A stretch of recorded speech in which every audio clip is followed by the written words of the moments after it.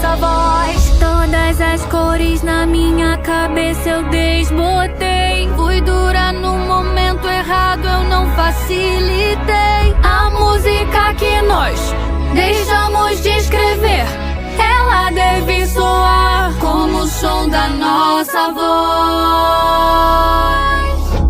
Já chega de silêncio, eu sinto em meu faro o cheiro do seu medo em expansão. Não me sinto sozinha, demônios não me assustam. Hoje nós não teremos compaixão. Tantas mentiras, fomos covardes, não obstantes, insuperáveis, que sonham, que lutam e mesmo cansadas, mergulhe no fogo e nós iremos te salvar.